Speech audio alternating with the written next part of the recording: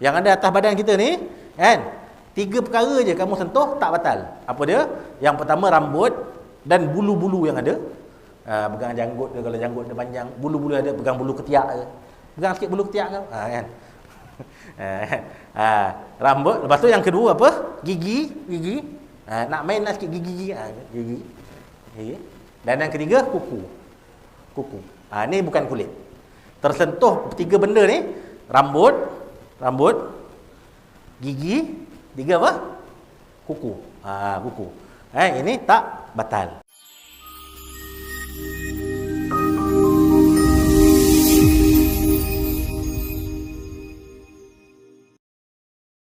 Ini kitab fiqh. Kitab fiqh yang membahaskan soal hukum hakam ibadat kita sehari-harian. Hukum ibadat kita. Okey, so dalam pertemuan yang lepas kita dah sembang berkenaan tentang perkara-perkara yang membatalkan wuduk. Ada 4 perkara yang membatalkan wuduk. Yang pertama, keluar sesuatu daripada 2 jalan. Apa 2 jalan? Jalan depan dan jalan belakang, kubul dan dubur. Jalan keluar najis lah. Tak kira lah yang keluar itu sama ada pepejal, ataupun cecair, ataupun gas. Macam biologi ya. Tak kira lah keluar tu pepejal, ataupun cair, ataupun gas. Pepejal tu tarik lah. Kamu berak kan keluar tarik kan. Tak kira keluar tarik ke, ataupun keluar cecair. Cecair apa tak? Cecair tu air kencing. Dan lain-lain air lah. Air wadi, air mani, air mazi. Apa-apa yang keluar daripada jalan tersebut. Dan yang ketiga gas. Gas apa Ustaz? Kentut lah. Kentut. Okey. Apa-apa yang keluar daripada 2 jalan ini, dia adalah membatalkan wuduk. Yang kedua, apa dia? Tidur. Tapi dalam kitab ini disebut zawalul akli, hilang akal sekejap. Hilang akal sekejap, sama ada tidur, gila, pitam, semuanya membatalkan wuduk. So hari ini kita masuk yang ketiga. Apa dia perkara ketiga yang membatalkan wuduk? Iaitulah bersentuhan kulit antara lelaki dan perempuan yang kedua-duanya sudah dewasa. Bersentuh kulit lelaki perempuan yang sudah dewasa, ciri satu dia. Yang kedua, ajnabi. Ajnabi tu apa Ustaz? Ajnabi tu maksudnya boleh kahwin. Halal untuk kamu kahwin dengan dia. Tu ajnabi. Yang tidak berlapik dengan tidak berlapik. Sentuh lelaki perempuan satu. Yang kedua, dewasa, dah besar dah. Macam kamu ni kira dah besar dah ni. Umur 13, 14, 15 ni dah besar dah ni. Kalau budak-budak kecil macam mana Ustaz? Umur 2 tahun, 3 tahun, 6 bulan, tu kecil. Kamu ni besar dah ni. Kemudian ajnabi boleh kahwin. Boleh kahwin. Dan yang keempat apa? Tak berlapik.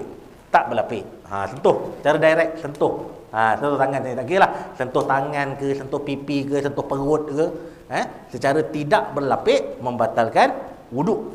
Okey, jadi kita bahas sikit apa masalah yang ada. Okey, jadi 116 disebut dalam kitab Idaman Penuntut. Ditambah dalam kitab ini sebut bersentuh. Dalam kitab Idaman Penuntut sebut juga tersentuh. Apa beza ber dengan ter? Bersengaja. Ter tak sengaja. Okey, jadi dalam kitab Idaman Penuntut cakap sengaja pun batal, tak sengaja pun batal.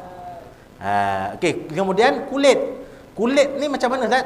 Kulit seluruh kulit di atas anggota badan kamu. Daripada hujung rambut sampai hujung kaki. Selain 3 benda yang ada atas badan kita ni, kan? 3 perkara je kamu sentuh tak batal. Apa dia? Yang pertama rambut dan bulu-bulu yang ada. Pegang janggut dia, kalau janggut dia panjang, bulu-bulu ada, pegang bulu ketiak ke. Pegang sikit bulu ketiak kau. Kan? Rambut. Lepas tu yang kedua apa? Gigi. Nak main lah sikit gigi. Gigi. Dan yang ketiga kuku. Ni bukan kulit. Tersentuh 3 benda ni, rambut, gigi, 3 apa? Kuku. Ini tak batal. Kemudian antara lelaki dan perempuan. Okey, lelaki dan perempuan ini pula syarat dia mesti dua-dua hidup. Dua-dua hidup, dua-dua batal wuduk. Habis tak? Kalau dah mati, kalau dua-dua mati, dua-dua tak batal wuduk. Okay. Dua-dua tiba-tiba accident ni kan, dua van mayat tiba accident, tersentuh pula dua mayat, dua-dua dah mati, batal wuduk tak? Tak batal. Tak batal. Okay. Tapi kalau seorang hidup, seorang mati, seorang hidup, seorang mati, yang hidup batal, yang mati tak batal. Nanya lah kalau yang mati pun batal. Aku mati dah. Kan? Mati dah pun batal. Oh, nanya lah. Takkan nak suruh dia bangun ambil wuduk balik. Jadi syaratnya mesti kedua-duanya hidup. Dua-dua hidup, mampu mati pula. Okey? Mati tak boleh. Salah seorang mati, yang hidup tu batal, yang mati tak batal. Okey, dan yang dewasa, apa yang dimaksudkan dengan dewasa? Dewasa ialah yang telah ada perasaan syahwat. Yang ada perasaan syahwat. Apa tanda syahwat bagi lelaki? Pandai. Steam. Steam tahu kan? Tak payah syarah lah. Faham belaka lah. Yang kecil pun faham, apatah lagi abang yang besar. Mesti faham lebih lagi. Okay? Kalau berasa ada syahwat terhadap perempuan, berasa suka nak pegang, suka nak cium, suka nak peluk, kan? Sekali pun tak steam, berasa suka, hukumnya jadi bagi lelaki antara tandanya ialah dia ada steam tadi tu yang kamu sebut tu. Ataupun kalau bahasa lembutnya dalam kitab ni sebut menegang kemaluan dia. Asal-asalnya gini, jatuh. Asalnya jatuh. Tiba-tiba dia nampak seorang lalu, naik sendiri. Oh, suka kau. Naik sendiri. Tak tahu bila masa naik. Tak tahu Ustaz, saya tak tahu bila masa naik. Lepas tu dia tak nak turun dah tu. Allah Akbar, payah. Okey. Yang perempuan macam mana pula? Perempuan sebut dalam kitab hatinya suka dan tertarik kepada lelaki tersebut. Hati dia berasa suka dan tertarik kepada lelaki tersebut, maka membatalkan wuduk. Tidak batal jika menyentuh anak kecil atau kanak-kanak, sama ada lelaki dan perempuan yang belum sampai had syahwat mengikut kaul yang rajih. Contoh, ada kamu nampak adik-adik serat darjah 1, darjah 2, kan? Kamu pergi pegang dia. Pegang bukan apa Ustaz? Pimpin tangan nak lintas jalan. Bukan suka-suka nak pegang. Pimpin tangan nak lintas jalan. Kan? Pasal dia kecil sangat. So batal wuduk tak? Menurut kaul yang rajih tak batal. Menurut kaul yang rajih tak batal. Ataupun kamu nampak siapa-siapa mak kawan datang, dia ada adik kecil. Kamu pun main-main pegang pipi dia, pegang tangan dia. Budak umur 2 tahun, mak dia dukung. Batal tak wuduk? Kaul yang rajih cakap tak batal. Sebab apa? Kamu pun tak syahwat terhadap budak tu apa tah lagi. Dia tak kenal pun. Tak kenal pun. Kita je suka je. Suka nampak budak, suka nak main dengan budak tersebut. Okey, seterusnya 4 syarat. 4 syarat iaitulah bersentuh kulit lelaki dan perempuan, dewasa dan ajnabi. Ini juga disebut dalam kitab I'anah at-Talibin. Okey, seterusnya yang keempat, cerita pula bab ajnabi. Ajnabi ni apa? Ajnabi boleh kahwin dan bukan mahram. Apa benda mahram ni Ustaz? Selalu kalau dulu, sekarang ni alhamdulillah. Sekarang ni tahun 2020 ni ramai yang dah berjaya membetulkan istilah tersebut. Kalau dulu dia cakap bukan muhrim. Salah. Apa maksud muhrim? Apa beza muhrim dan mahram Ustaz? Mahram maksudnya perempuan-perempuan yang tak boleh kamu nikahi. Itu mahram. Kalau muhrim Ustaz, muhrim itu orang yang pakai ihram haji. Kan jauh maksud tu. Beza baris atas dengan baris bawah je. Mim, ha, ra, mim. Ra tu baris atas, mahram. Maksud dia apa? Perempuan yang tak boleh kita kahwin. Siapa perempuan kita tak boleh kahwin? Mak kita, nenek kita, tok mak kita, anak kita, cucu kita, cicit kita. Ni tak boleh kahwin. Nanti kita akan detailkan. Muhrim apa dia? Orang yang pakai ihram nak pergi haji. Tu muhrim. Habis tak, kalau dia belum pakai ihram, belum muhrim lah. Dia belum lah jadi orang yang muhrim. Kan? Dia belum berihram, dia belum pakai ihram. Jadi dia belum jadi orang yang muhrim. Okey, so mahram ini maksudnya orang yang haram dikahwini oleh seorang lelaki atau perempuan selama-lamanya. Selama-lamanya, abadan abadah. Nanti kita akan detailkan siapa dia perempuan yang kita tak boleh nak kahwin dengan dia selama-lamanya. Ada beberapa sebab. So, timbul faedah, timbul persoalan. Kan? Kenapa ditimbulkan soalan dalam kitab? Kenapa bersentuhan dengan mahram, sama ada berlapik ataupun tidak membatalkan wuduk? Kenapa? Sebab mana ni sahabat Ustaz jawab. Dijawab dalam kitab ini, dijawab oleh penyusun Ustaz Muhadir bin Haji Jul ni, dia jawab apa? Ini adalah kerana mahram bukan mazinnatu syahwah. Apa maksud mazinnatu syahwah? Tempat syahwat. Tempat yang boleh mendatangkan syahwat. Okey. Kita adatnya tak ada syahwat dengan ibu kita. Adatnya. Kita tak ada syahwat dengan adik kita. Adatnya. Sebab tu kalau pakwa kita tak bercinta dengan mak. Siapa bercinta dengan mak? Cuba katakan. Siapa bercinta dengan kakak? Tak ada. Sebab hukum adat manusia normal, dia tak bercinta dengan kakak dia. Dia tak bercinta dengan nenek dia. Tak. Siapa yang dia suka? Dia suka nanti kan budak-budak kelas. Kan dia usah daripada jauh, tengok budak serat. Tengok budak-budak smart lalu, dia usah dia jauh. Tapi kalau kakak dia datang, dia buat tak reti je. Siapa yang buat reti? Kawan-kawan dia yang lain. Akak kau lawa tu, akak kau lawa. Dia tak berasa apa pun. Kawan tak berasa apa pun. Alah, aku hari-hari nampak. Aku hari-hari tengok dia. Kentut busuk ke? Mungkin kakak dia tu rajin kentut kat dia. Kentut busuk ke? Tak rasa syahwat pun. Tapi kawan dia tadi pasal tak duduk serumah, tak pernah cium bau kentut tu yang dia nak cium. Walaupun tahu sama busuk, tapi busuk itulah yang menyatukan cinta kita. Alah, menyampah pula. Cia. Okey, jadi hukumnya apa? Adatnya mahram bukan mazinnah syahwat. Okey, so ada 3 sebab yang menyebabkan ikatan mahram ini. Ada 3 sebab. Macam mana seseorang perempuan tadi boleh jadi mahram kita? Ada 3 sebab. Yang pertama apa? Dengan sebab keturunan. Keturunan yang itulah tadi saya cakap. Sebab apa? Dia melahirkan kita. Siapa? Mak kita. Dia melahirkan mak kita. Siapa? Nenek kita. Dia melahirkan nenek kita. Siapa? Tok mak kita ataupun moyang kita. So sebab keturunan. Ataupun orang yang lain sebab keturunan apa? Yang dia tu dilahirkan oleh bini kita. Siapa? Anak kita. Yang dilahirkan oleh anak kita. Siapa? Cucu kita. Itu keturunan lah, keturunan. Kemudian dia tu dilahirkan oleh mak kita. Siapa? Kakak, adik. Kan? Ini sebab keturunan. Sama ada ke atas ni mak, nenek, moyang. Adatnya sekarang ni lah.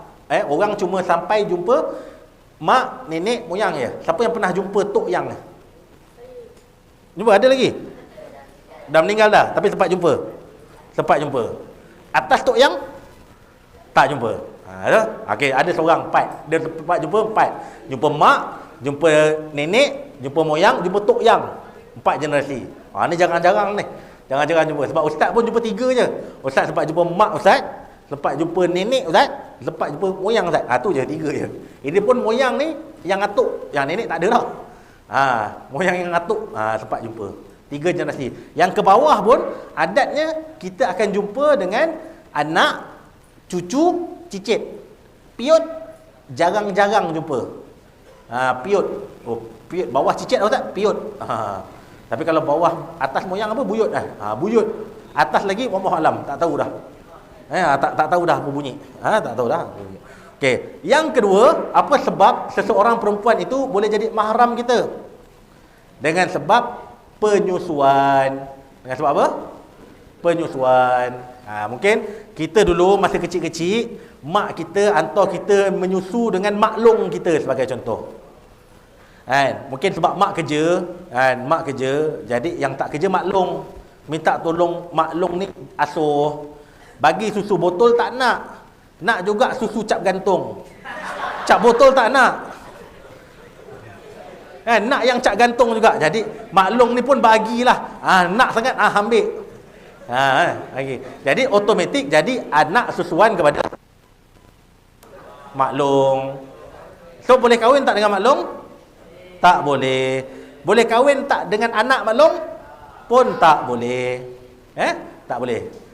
Okay. Kalau maklong yang memang maklong kita, kan, adik-beradik ayah sebagai contoh, tu memang confirm dah. Memang confirm mahram. Adik-beradik dengan mak kita, maklong yang adik dia kakak mak, tu pun memang mahram dah.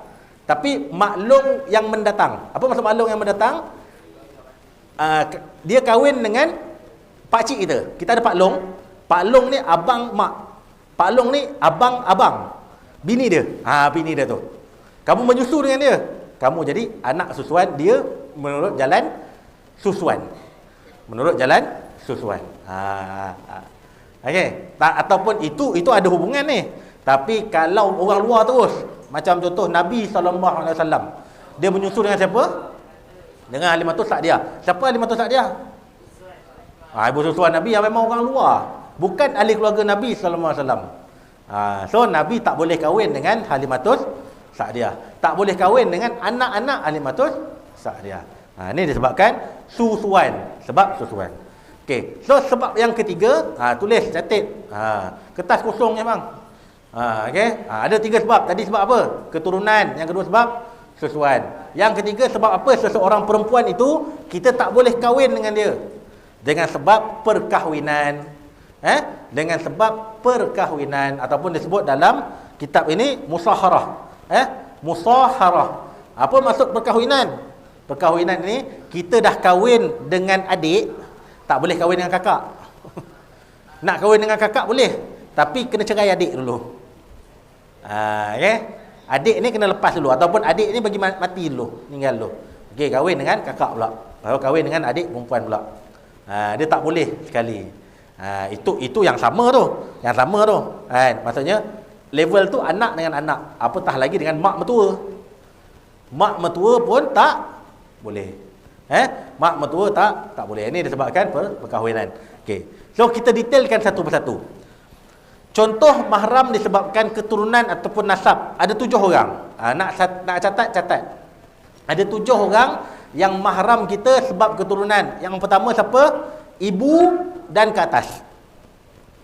Apa maksudnya? Ibu, nenek, moyang, buyut dan atas. Ibu dan ke atas. Ayat dia tu lah, ibu dan ke atas. Ini mahram dia sebab keturunan. Nombor 2 siapa? Anak perempuan dan ke bawah. Anak perempuan dan ke bawah. Ini bagi lelaki lah. Kalau bagi perempuan, anak lelaki dan ke bawah. Kalau bagi perempuan tadi, bapa dan ke atas. Ayah, atuk, buyut, tok moyang. Kan? Tu mahram. Kemudian saudara-saudara perempuan. Nombor 3. Apa maksud saudara perempuan tak? Sepupu ke? Bukan sepupu. Saudara maksudnya adik-beradik kita. Kakak kita, adik perempuan kita. Sama ada seibu sebapa, ataupun sebapa, ataupun seibu. 3 tu. Dia pecah. Seibu sebapa maksudnya mak kita dengan ayah kita sama dengan mak ayah dia. Kita ada kakak, siapa mak ayah kita? Tu contoh Ahmad dengan Salmah. Siapa mak ayah kakak? Mak ayah kakak pun Ahmad dengan Salmah. Ini adik-beradik seibu sebapa nama dia. Kemudian adik-beradik sebapa. Contoh bapa kita Ahmad, mak kita Salmah. Kita ada kakak, bapa kakak Ahmad juga. Tapi mak kakak bukan Ahmad, mak kakak Salmi. Mak kakak bukan Salmah, mak kakak Salmi. Jadi ini adik-beradik sebapa.